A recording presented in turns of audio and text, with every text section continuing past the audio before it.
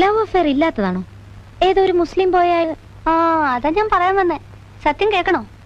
അഷ്റഫിനെ ഞാൻ കാണുന്നത്, അഷ്റഫ് എന്ന പുള്ളിക്കാരന്റെ പേര്. ഞാൻ എന്നും ടൈപ്പിന് പോകുന്ന വഴിക്ക് അഷ്റഫ് അവിടെ കണ്ട് നിൽക്കാറുണ്ടായിരുന്നു പോലും. ഞാനാണെങ്കിൽ വീട്ടിൽ നിന്ന് ഇറങ്ങിയാൽ പിന്നെ ഇടത്തോട്ടും വലത്തോട്ടും നോക്കുന്ന പ്രശ്നമേ ഇല്ല. വീട്, type writing institute, type writing institute, വീട്, അങ്ങനെ. ഒരു ദിവസം അഷ്റഫ് എന്നോട് ചോദിക്കുക, ഞാനൊരു സാധനം തന്നാ വാങ്ങിക്കോന്ന്. എനിക്കങ്ങ് ദേഷ്യം വന്നു. എന്നാൽ എന്താ സാധനമെന്ന് നമ്മളൊന്ന് അറിഞ്ഞിരിക്കണമല്ലോ. അത് ആ, നോക്കുമ്പോഴെന്താ ഒരു കത്ത്. കരണക്കുറ്റി നോക്കി ഒന്ന് പൊട്ടിക്കാൻ ആദ്യം എനിക്ക് തോന്നിയത്. പിന്നെ ഞാൻ ആലോചിച്ചു, അത് വേണ്ട. കത്തിൽ എന്താ എഴുതിയിരിക്കുന്നത് നമുക്കറിയണ്ടേ. പിന്നീട് ആ മനുഷ്യൻ കത്തോട് കത്താണ്. ഒരിക്കലും വാങ്ങിച്ചു പോയില്ലേ, പിന്നെങ്ങനെ വേണ്ടെന്ന് പറയുന്നേ. എന്റെ അയാളുടെയും വീട്ടുകാരെ ഓർത്ത് എല്ലാം ഞാനങ്ങ് ക്ഷമിച്ചു.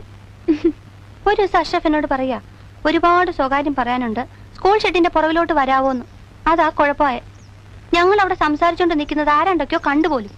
അഷ്റഫ് മുസ്ലിമും ഞാൻ ക്രിസ്ത്യാനിയാണല്ലോ. അതിനുശേഷം ഈ രണ്ട് സമുദായക്കാരും തമ്മിൽ ഇല്ലാത്ത പുകിലൊന്നുമില്ല.